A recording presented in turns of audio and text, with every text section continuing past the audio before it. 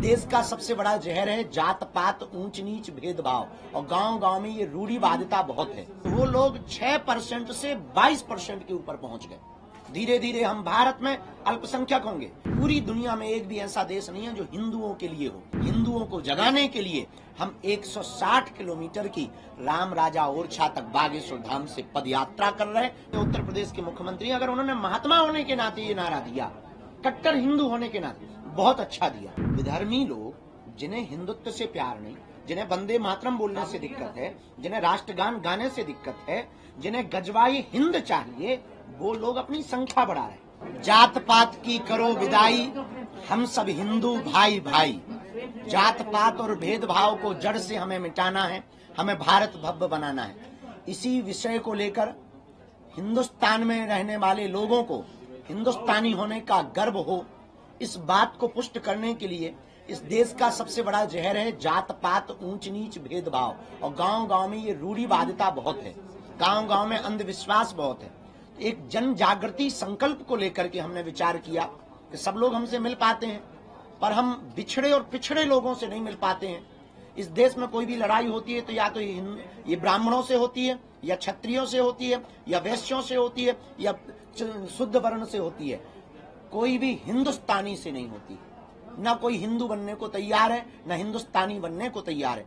आने वाले 10-20 साल बाद एक ऐसा समय आएगा कि हम 90% से 80 के नीचे आ गए, और वो लोग मतलब इस्लाम धर्म के लोग अपनी जनसंख्या इतनी तेज से बढ़ा रहे हैं कि वो लोग 6% से 22% के ऊपर पहुंच गए। धीरे धीरे हम भारत में अल्पसंख्यक होंगे। लगभग 65 देश हैं इस्लामों के, 95 से ज्यादा देश हैं ईसाइयों के, पर पूरी दुनिया में एक भी ऐसा देश नहीं है जो हिंदुओं के लिए हो। Suriname, Cambodia, Indonesia, Nepal, Fiji, Mauritius, इन देशों में रहने वाले हिंदुओं पर वहां की सरकार अगर अत्याचार करती है, आज जैसे कनाडा में कर रही है, और अगर उनको भगा दिया जाता है, तो हिंदुओं के लिए एक भी जगह नहीं है जहां वो सुरक्षित रह सकें।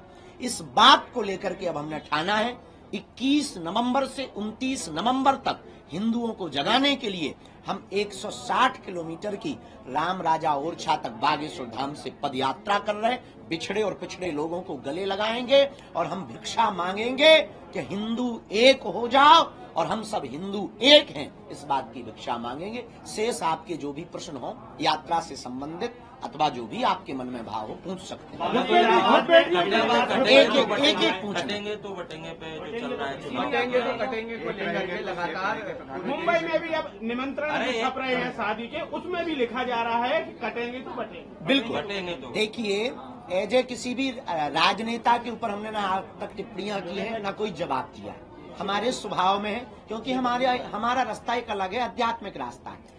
पर अगर वो एजे मुख्यमंत्री, जो माननीय उत्तर प्रदेश के मुख्यमंत्री, अगर उन्होंने महात्मा होने के नाते ये नारा दिया, कट्टर हिंदू होने के नाते, बहुत अच्छा दिया। लोगों ने अपनी अपनी दृष्टि से देखा, हमने इसको ऐसे देखा कि अगर हम भारतीय आपस में बटेंगे तो चीन वाले हम लोगों को काटेंगे, पाकिस्तान वाले हम लोगों को काटेंगे, हम लोगों को विदेशी ताकतें काटेंगे। और सही भी है, इसलिए भारत के प्रधानमंत्री ने कहा एक रहेंगे सेफ रहेंगे। पर एजे अगर कोई पॉलिटिकली बयान कहो तो इस पर हमारी कोई टिप्पणी नहीं, पर हिंदुस्तानी होने के नाते ये टिप्पणी है कि हम भारतीयों को बटना नहीं है, बटेंगे तो सच में। लेकिन घुसपैठिए लगातार आ रहे हैं, घुसपैठियों को लेकर के भी चर्चा चल रही है कि घुसपैठियों को बाहर करना चाहिए। खासकर झारखंड में, लेकिन झारखंड में सिलेंडर देने की बात हो रही है कि उन्हें सिलेंडर दिए जाएंगे। देखिए, एक सबसे बड़ी इस देश की दिक्कत है, इस देश में बहुत प्रायोजित तरीके से षड्यंत्र चल रहा। विधर्मी लोग जिन्हें हिंदुत्व से प्यार नहीं, जिन्हें वंदे मातरम बोलने से दिक्कत है, जिन्हें राष्ट्रगान गाने से दिक्कत है, जिन्हें गजवाई हिंद चाहिए, वो लोग अपनी संख्या बढ़ा रहे, बच्चे भी ज्यादा पैदा कर रहे, और विदेशों में उनके रहने वाले इष्ट मित्र, बांग्लादेश, अगल बगल रोहिंग्या, उनको बुला बुला करके भारतीय नागरिक बना करके वोट बैंक को बढ़ाकर अपनी सत्ता जमाना चाहते हैं। इसलिए भारत की सरकार को, हमको और आपको इसी वक्त जगना पड़ेगा कि हम विदेशी शरणार्थियों को, उन विधर्म देश विरोधियों को देश में पनाह नहीं देंगे। प्रयागराज में कुंभ होना है, ये चर्चा होने लगी है कि जो सनातन के फॉलोअर्स नहीं है उनका वहाँ पे क्या काम, उनकी दुकानें या वो वहाँ। बिल्कुल हमने कहा है, हमने ये कहा मेरे अंगने में तुम्हारा क्या काम। भाई मक्का मदीना में हमें नहीं बुलाया जाता, आप इतने ही उदारवादी गंगा जमुनी क्यों, मक्का मदीना में हमारी दुकान लगवा दो, हम भी गरीब ही हैं भैया।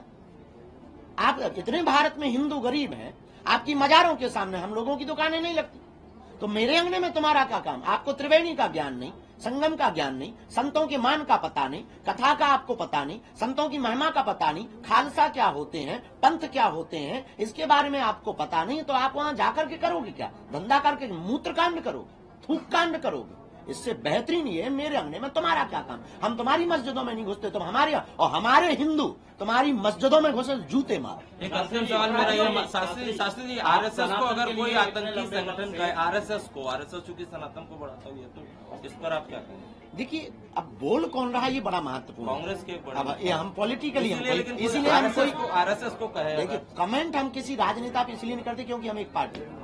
गुरुजी, बुलडोजर कार्रवाई, सुप्रीम कोर्ट ने एक जजमेंट दिया जिसमें कहा कि आगे से नहीं होगा, घर जो है उम्मीदों का घर होता है, तोड़ना नहीं चाहिए, ये सारी चीजें कही। अब जो भी तोड़ेगा अधिकारी पर कार्रवाई होगी, इसे कैसे देखते हैं? क्योंकि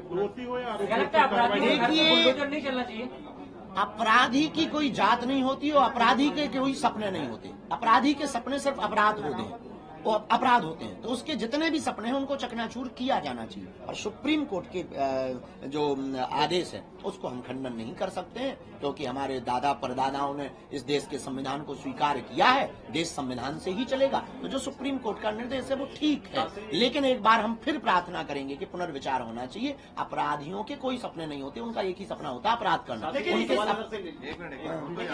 सनातन के लिए इतने वक्त से लड़ाई लड़ रहे हैं, आपको राहुल गांधी से उम्मीद है कि वो सनातन में आपके लिए सहयोगी? हमें तो आपसे भी उम्मीद दिख रही है। अब और कुछ बताओ, हमें नेताओं पे कुछ बोलना ही नहीं, तो काहे को खुजली कर रहे हो बेबी? आज कुछ खा पी के आए हो और जन्मभूमि क्यों लेके चल रहा है? अभी पहले हिंदू तो हो जाएं। इस देश में अभी कट्टर हिंदुओं की कमी है। इस देश में अभी तक ये नारा था कि हम लोगों को हिंदू बोलना है, हिंदू बोलने में डर लगता था। हमने एक नया विचार दिया है कि छेड़ोगे तो छोड़ेंगे, आप छेड़ोगे तो छोड़ा नहीं जाएगा। पहले हमें इस देश में कट्टर हिंदू बनाना है, कट्टर हिंदुस्तानी बनाना है। इसके बाद में जितने भी सनातनी हिंदू मंदिर है वो तो अपने हैं ही, ले लेंगे। और कोई बात, इसलिए पदयात्रा में सभी हिंदुओं को अब करो या मरो की बारी है। भारत पर संकट भारी है, इसलिए अब घर से बाहर हम हिंदुओं को निकलना होगा। तौकीर रजा ने कहा है कि हम जाम कर देंगे, वो कानून की रूह कांप जाएगी, हिंदुओं की रूह कांप जाएगी। तौकीर रजा को हम धन्यवाद दे रहे हैं कि तुमने हिंदू जगाने के लिए एक नया संग्राम छेड़ा है। तुम कह रहे हैं कि हम जो है दिल्ली तक, जयपुर से दिल्ली तक आएंगे और जाम करेंगे और हिंदुओं की रूह कांप जाएगी। तौकीर रजा साहब, ये देश संविधान से चलेगा, कानून से चलेगा। तुम कह रहे हो कि तुम जाम करोगे तो रूह कांप जाएगी, हम भी आएंगे तो तुम्हारी भी। सियावल रामचंद्र की जय।